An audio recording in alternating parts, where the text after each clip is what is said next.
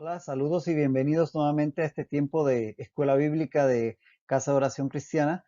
Vamos a estar dando inicio a un tiempo más de estudio en el Evangelio de Mateo. Estamos en el capítulo 6. Prepara tu Biblia, tu material para tomar notas y demos inicio a este tiempo encargándolo en las manos de nuestro buen Dios. Padre, gracias por el tiempo, por tu palabra. Dios, guíanos por medio de tu Espíritu Santo a la verdad y que ella, Señor, toque nuestros corazones y nos transforme. En el nombre de Jesús. Amén y amén. Estábamos, como decíamos, en el Evangelio de Mateo, capítulo 6, y en la lección pasada habíamos quedado en el verso 5, cuando dice, y cuando ores, no seas como los hipócritas, porque ellos aman el orar en pie en las sinagogas y en las esquinas de las calles, para ser visto de los hombres. De cierto os digo que ya tienen su recompensa. Habiendo tocado el tema de la limosna, Jesús ahora está tocando el tema de la oración, la forma incorrecta y la forma correcta de hacerlo. Y ya habíamos comenzado a tocar este tema y habíamos comenzado a hablar de lo importante que es la oración para el pueblo judío, un pueblo que como ninguno otro valora la oración.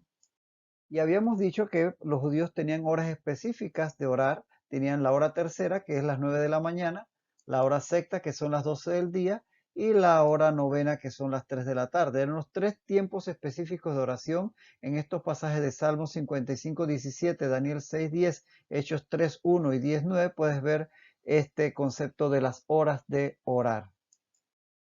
Ahora bien, había dos oraciones prescritas para el uso diario para todo judío, oraciones que debían ser hechas diariamente. La primera era el Shema. El Shema era básicamente el texto de Deuteronomio 6, 4 al 9 y Deuteronomio 11, 13 al 21 y Números 15, 37 al 41. Todo este texto, uno tras otro, componía lo llamado Shema. ¿Y por qué Shema? Porque Deuteronomio 6:1 comienza diciendo, oye Israel, Jehová vuestro Dios, Jehová uno es. Y ese oye es el verbo hebreo, Shema. Por eso, eh, ese es el nombre que recibe esta oración. Ella debía hacerse al amanecer y a las 3 de la tarde. ¿Al amanecer cuándo? Decía un rabino, en cuanto se pudiera distinguir entre el blanco y el azul. Ya cuando tenía suficiente luz para distinguir esos dos colores, era un momento para orar el Shema. La más tardar a las 9 de la mañana, a la hora tercera, como le llamaban ellos. Y nuevamente a las 3 de la tarde, donde los agarrara a esa hora, tenían que detenerse y recitar el Shema. Fíjate de paso lo importante que era para el pueblo judío la memorización de la escritura y por eso ellos no tenían problema con citarla cuando se trataba de mencionar un pasaje específico porque era un pueblo eminentemente memorístico y nosotros los creyentes haríamos bien en practicar la memorización de la palabra de Dios. Eso es algo que se ha ido perdiendo con el tiempo y no es asunto de memorizarla por memorizarla, sino tenerla allí en nuestra mente para meditar en ella, para traerla a la memoria, para que el Espíritu Santo nos las recuerde cuando sea el momento específico. Es importante que practiquemos el memorizar la palabra, repito, con la actitud adecuada, correcta, no sencillamente memorizar por memorizar. El pueblo judío hacía esto y nosotros haríamos bien en, por lo menos en eso, en imitarlos. La otra oración que se hacía diariamente por todo judío era el Shemoné Esre. Shemoné Esre son 18 cortas oraciones que aún hoy son parte del culto en las sinagogas y debía decirse en la mañana, al mediodía y en la tarde. Shemoné Esre de hecho significa las 18, aunque hoy en día son 19, ¿eh? Pero se sigue llamando Shemoné Esre por tradición. Y incluso hay una versión resumida de esas 18, 19 oraciones para aquellos que tenían como que menos tiempo o menos memoria.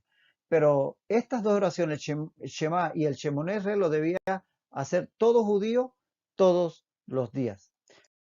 Pero no solamente eso, habían oraciones que hacían para todo tipo de circunstancias los judíos. Había para antes y después de cada comida, había en relación con la luz, el fuego y el rayo, había al ver la luna nueva, los cometas, la lluvia, la tempestad, el mar, los lagos, los ríos, había al recibir buenas noticias, al entrar, estrenar, perdón, nuevos muebles, al entrar o salir de una ciudad, etcétera, etcétera, etcétera. Es decir, tenían oraciones para todo. Ahora, ¿cuál es el peligro con esto? Atención, lucecita roja, se prende, peligro, peligro. ¿Cuál es el peligro con este tipo de práctica? Podía llegar a convertirse en una repetición hueca, es decir, que repito palabras por repetirlas sin pensar en lo que estoy diciendo. Ese es el peligro. Y el otro peligro es que llegue a pensar que es una fórmula mágica, que sencillamente si digo esas palabras voy a tener lo que obtengo. Ese es el peligro con esta práctica que debemos evitar, porque igual le puede suceder, por ejemplo, hoy en día a los musulmanes que oran 5 veces al día y pudiera ser que lo hicieran de una forma mecánica. Se cuenta una historia de un musulmán que iba con una daga en la mano correteando a un enemigo suyo para matarlo y de repente suena el llamado a la oración. Se detiene enseguida, extiende su esterilla de orar, se postra, ora lo más rápido posible y se levanta y sigue correteando a su enemigo. No sé si la historia es cierta, pero hace ver lo que sucede muchas veces cuando oramos sencillamente por compromiso. Pero también le puede suceder a los católicos que tienen oraciones específicas y que las rezan, ruega por nosotros, los famosos rezos aquellos en el interior, ¿verdad? Y a veces los repiten sin un sentido de lo que están diciendo. Pero atención, atención, peligro, peligro. Los cristianos evangélicos podemos caer en lo mismo, en estar orando, repitiendo palabras o diciendo cosas sin en realidad sentir o entender lo que estamos diciendo. Llegamos a la mesa, gracias a Dios por tu alimento, en nombre de Jesús, amén. Sin siquiera ponernos a pensar lo que estamos declarando. O en un momento, en una oración congregacional, comenzamos a repetir amén, amén, amén a todo lo que se dice, sin poner atención a lo que se está declarando. Debemos evitar el peligro de convertir la oración en una fórmula mágica o en una repetición hueca. Ese es el peligro que podría estar cayendo el pueblo judío en este momento. Ahora bien, para los judíos existían lugares específicos para orar. Ellos veían que eran lugares donde Dios les respondía con mayor seguridad. Para empezar, el templo era el lugar predilecto para orar. Fíjate cómo dice en Lucas 18, 9 al 10, que estamos ahí leyendo el pasaje de la parábola del fariseo y el publicano. Dice Jesús en el verso 10, dos hombres subieron al templo a orar. Uno era fariseo y el otro publicano, porque eso era la costumbre, subir al templo, porque el templo quedaba en una colina, subir al templo a orar, porque había la idea de que cuando vamos al templo, al edificio, ahí habita Dios y ahí es donde Dios me escucha, cosa que no es cierta. Sí es cierto que los templos, las iglesias son lugares para congregarnos y demás, pero Dios está en nuestra casa, en nuestro auto, en el trabajo, en la escuela, en cualquier lugar Dios nos escucha. Pero para ellos el lugar predilecto para orar era el templo. Todavía en los primeros discípulos encontramos esta costumbre. En Hechos 3:1 dice, Pedro y Juan subían juntos al templo a la hora novena, la de la oración. ¿A qué subían al templo? A orar. O sea que todavía en los primeros, en la iglesia primitiva, todavía se conservaba esa idea de que en el templo era cuando Dios o donde Dios me iba a responder con mayor seguridad. Eso es tanto así que todavía al día de hoy los judíos tienden a orar frente a este muro que es lo único que queda de la estructura del templo original. Ni siquiera es de la parte estructural misma del templo, sino que es un muro de contención que servía para sostener la base de la parte occidental del templo. El templo estaba acá arriba, esto no era parte de las paredes del templo. Lo que llamamos hoy día el muro de los lamentos era un muro de contención de las bases del templo, pero es lo único que queda, el único remanente de aquello que sostuvo el templo del primer siglo, el templo de Herodes. Y allí van con sus papelitos para meterlos de oración en las rendijas entre las piedras, porque sienten que como eso era parte de la estructura del templo, ahí es donde Dios más los va a escuchar. Y no debemos caer en ese error de que pensar que hay lugares específicos en donde Dios me escucha. Dios te puede escuchar en donde tú estés. El otro lugar que era y sigue siendo predilecto para orar para el judío era la sinagoga, o es la sinagoga. Y recordemos que una sinagoga podría haber en cualquier población donde hubiera por lo menos 10 varones judíos adultos. Con que hubiera 10 hombres adultos judíos, podía haber una sinagoga, de tal manera que estaban por todos lados. Así que ellos podían fácilmente alcanzar a llegar a una sinagoga. Ahora, si se llegaba a la hora de orar y no podían llegar al templo o a la sinagoga más cercana, oraban donde estuviera, porque era obligatorio orar a las 3 de a la hora tercera, que es las 9 de la mañana, a la hora sexta, que es las 12 del día, y a las 3 de la tarde, que es la hora novena. De tal manera que ellos oraban donde estuvieran, pero estos eran los lugares predilectos. Y nosotros no debemos caer en el error de pensar que solamente Dios nos escucha en esos lugares, sino en cualquier lugar en donde nos encontremos. Dice, y cuando ores no seas como los hipócritas. Se habla de estos religiosos que hacían cosas para ser vistos. Jesús da por sentado que sus seguidores oran, fíjate. Dice, y cuando ores, Jesús no les ordena que oren, sino cuando ores. O sea, se entiende que todo seguidor de Jesucristo ora. Y nosotros, si nos llamamos cristianos, si nos llamamos seguidores de Jesucristo, debemos orar, siguiendo su ejemplo, porque ciertamente Él vivió una vida de oración y todos sus seguidores debemos orar. Él no condena el orar. De hecho, lo practicaba y sus discípulos también. Él lo que va a condenar es el orar por los motivos y con la actitud equivocada. Eso es lo que debemos evitar. Dice, ellos aman el orar en pie en las sinagogas y en las esquinas de las calles para ser vistos de los hombres.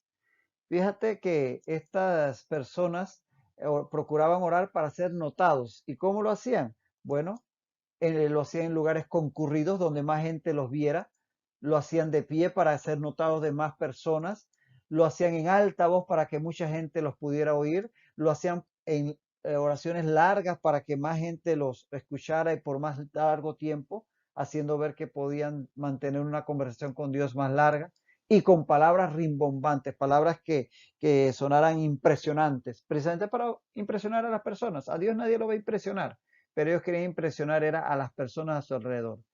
No debemos caer en este error de tratar de impresionar a las personas, de orar para la galería, como dicen, sino orar delante de nuestro Padre Celestial.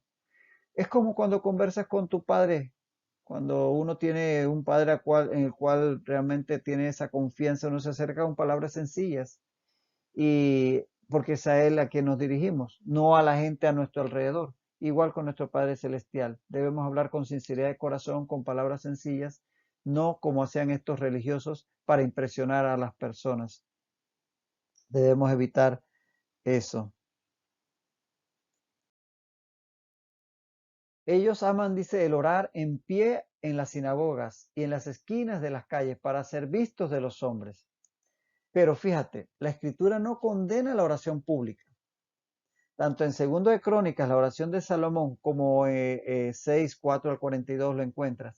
En Nehemías 9, la oración de Esdras y los levitas. O en Hechos 4, 24 al 31, la oración de los discípulos cuando liberan a Pedro y a Juan. Todas esas son oraciones públicas, así que el problema no es orar en público. De hecho, el mismo Jesús oraba en público. En Lucas 10, 21 al 22, cuando regresan los 70 que fueron enviados por Jesús, dice, en aquella misma hora Jesús se regocijó en el Espíritu y dijo, yo te alabo, Padre, Señor del cielo y de la tierra, porque escondiste estas cosas de los sabios y entendidos y las has revelado a los niños. Incluso delante de la tumba de Lázaro, en Juan 11, 41 al 42, con toda la multitud que acompañaba a las hermanas de Lázaro en ese momento, ahí delante de todos dice, y Jesús alzando los ojos a lo alto dijo, Padre, gracias te doy por haberme oído. En Juan 11, 41 al 42. De tal manera que Jesús, si te había que orar en público, lo hacía, porque la circunstancia lo ameritaba. El problema no es orar en público. Lo que el Señor está condenando es la oración ostentosa, hecha con el propósito de ser vistos, oídos, admirados por los hombres, como aquel fariseo que, como decíamos en la parábola de Lucas 18, se levantaba a que lo escucharan. De tal manera que no es esa la actitud de orar para ser vistos, esa actitud de, por ejemplo, los políticos que quieren que la gente los escuche hablar de forma exuberante para que pues lo alaben y voten por él. La idea no es que tengamos que exhibirnos de esa manera, pero podemos orar en público, pero con la actitud y y la forma adecuada. Dice, de cierto, de cierto os digo que ya tienen su recompensa. Aquellos hipócritas no serían recompensados por Dios. Dice Isaías 66:2, pero miraré a aquel que es pobre y humilde de espíritu y que tiembla a mi palabra, no al que se exalta a sí mismo, sino al que es humilde delante de Dios. Dice, ya que no oraban para ser oídos por Dios, sino por los hombres o por ellos mismos. Como el fariseo de la parábola de Lucas 18, dice Lucas 18:11, el fariseo puesto en pie oraba consigo mismo. Así que él estaba orando era con él mismo, no hablaba con Dios, porque lo que quería era oírse él que tremendo oraba, qué bueno era. Entonces, ellos no van a ser recompensados por Dios. Ellos tenían, sí cierto, los ojos puestos hacia el cielo, pero su corazón estaba inclinado hacia la tierra, hacia los hombres, de tal manera que no iban a recibir de Dios, sino el aplauso de los hombres, que era lo que buscaban, y eso era lo único que iban a recibir. Entonces llegamos a Mateo 6:6 que dice, mas tú cuando ores, la forma correcta, entra en tu aposento y cerrada la puerta, ora a tu Padre que está en secreto. Y tu Padre que ve en los secretos te recompensará en público, o sea, responderá a tu oración, a lo que esperas. Dice, mas tú cuando ores, no debemos dejar de orar. Hay que seguir orando. Y se espera, como decíamos, de todos los creyentes, los seguidores de Jesucristo, que oremos. Ahí tenemos, por ejemplo, Efesios 6:18 que dice, orando en todo tiempo, con toda oración y súplica en el Espíritu. Y Primera Tesalonicenses 5:17 dice, orad sin cesar. Y Primera Timoteo 2:8 dice, quiero pues que los hombres oren en todo lugar. Así que dejar de orar jamás. Debemos orar diariamente. Pero no es orar por orar. No es sencillamente, porque la oración, Dios, la oración me va a lograr ganar esto y lo otro. Nuestra fe no debe estar puesta en la oración, sino en Dios, en el Dios al cual oramos, a quien oramos. Entonces, no ver a la oración como algo mágico, algo que por sí solo, tener fe en la oración, no, la fe en Dios, que a través de la oración llegamos a Él y podemos acercarnos a Él con confianza. Dice, entra en tu aposento y cerrada la puerta, ora al Padre que está en secreto.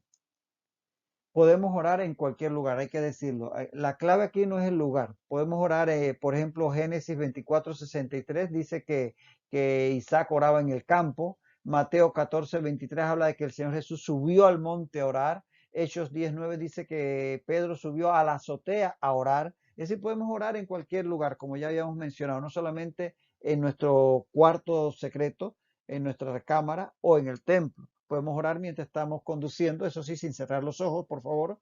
Podemos orar en nuestro trabajo, una oración así breve, saeta, como dicen algunos, en un momento de situación apremiante, o en nuestra escuela, o de repente orar en la calle, ya sea en voz audible o no audible. Podemos orar en cualquier lugar. El punto aquí no es el lugar, pero como decía, la oración tiene que darse con una adecuada actitud. El lugar ciertamente puede ser cualquiera, pero lo importante es la actitud. El pensamiento subyacente aquí no es el secreto, no es el que está encerrado ahí en secreto, sino la sinceridad, porque no lo haces para la galería, sino para tu Padre Celestial. Por eso habla el Señor aquí que antepuesto a aquellos que lo hacían públicamente para ser oídos, ese orar en secreto es suficiente porque es tu Padre el que tiene que oírte.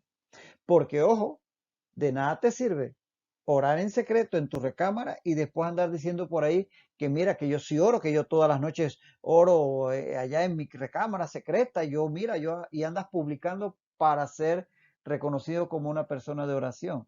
Tampoco te serviría de nada. La actitud es lo importante, esa actitud reservada que es con tu padre con quien estás hablando. Obviamente, esto de hacerlo en secreto refleja esa actitud. De todas maneras, siempre tener importante que lo que importa es lo que hay en nuestro corazón. Y tu Padre que ve en secreto te recompensará en público. El que ora con la actitud correcta puede confiar en que será escuchado del Padre. Ahí tenemos estos pasajes de Salmo 139:4 y Primera de Juan 5:14 al 15. Por ejemplo, Primera de Juan 5:14 al 15 dice, y esta es la confianza que tenemos en Él, que si pedimos alguna cosa conforme a su voluntad, Él nos oye. Y si sabemos que Él nos oye en cualquier cosa que pidamos, sabemos que tenemos las peticiones que le hayamos hecho. Podemos acercarnos a Dios con confianza. El creyente no ora para ser oído, eh, eh, el creyente que ora, perdón, para ser oído por Dios y no por los hombres, va a recibir respuesta. Y sabemos que Dios responde incluso más allá de lo que pedimos. Dice Efesios 3:20 y 21, aquel que es poderoso para hacer todas las cosas mucho más abundantemente de lo que pedimos o entendemos. De tal manera que podemos acercarnos a Dios con esa confianza.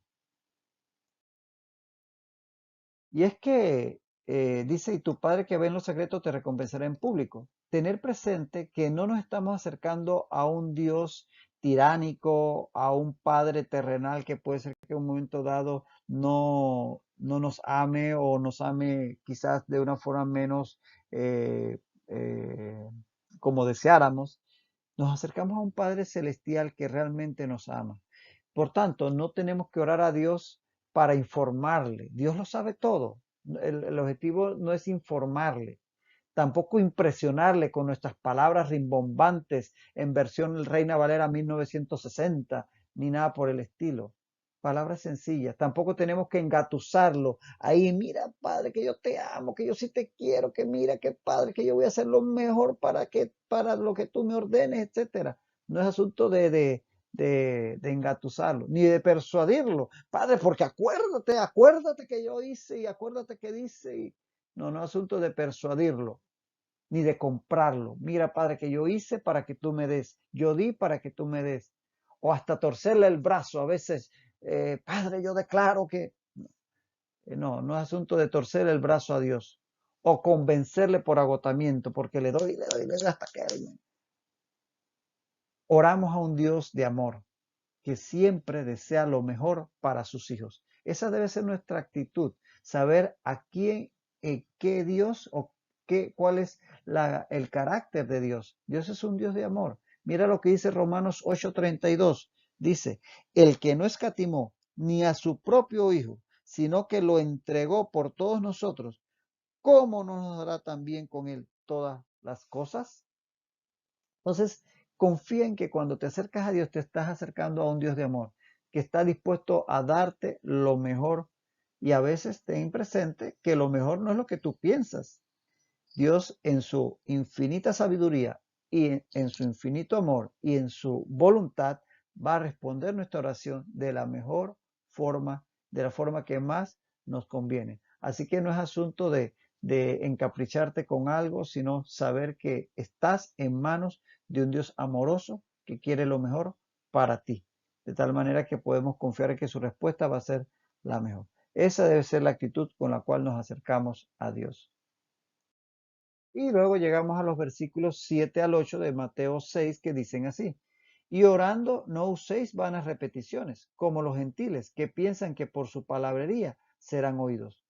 No os hagáis pues semejantes a ellos, porque vuestro Padre sabe de qué cosas tenéis necesidad antes que vosotros le pidáis. Dios sabe qué necesitamos antes incluso que nosotros le pidamos. Dice aquí, y dice aquí entonces, no uséis vanas repeticiones. La palabra que aquí se utiliza en el griego, vanas repeticiones, es la palabra griega batalogesete. Batalogesete en el idioma griego la utilizaban para hablar del lenguaje de los tartamudos. Estas personas que por una situación de dificultad con el hablar repetían palabras innecesariamente. y es que el término se refiere a un mero parloteo o farfullar, una repetición vana. Eso es lo que significa batalogesete. En sí, la palabra griega batalogesete, su etimología es onomatopéyica. Usted sabe, una onomatopeya es aquel sonido con el cual uno trata de representar una expresión.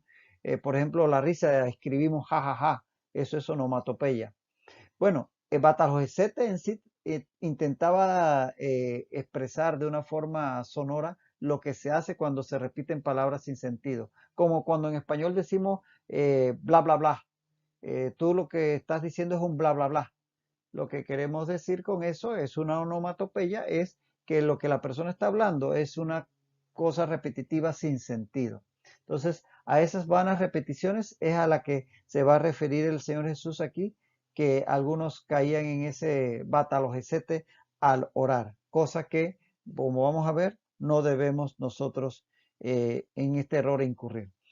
Muy bien, vamos a detenernos aquí para poder ver esto con más detalle en la próxima lección. Espero que podamos estar juntos nuevamente en la próxima semana. Hasta entonces, sigue orando, sigue confiando en este Dios de amor al cual podemos acercarnos con confianza, pero con la actitud adecuada, sabiendo que Él quiere lo mejor para nosotros. Hasta la próxima vez, que el Señor te siga bendiciendo rica y abundantemente.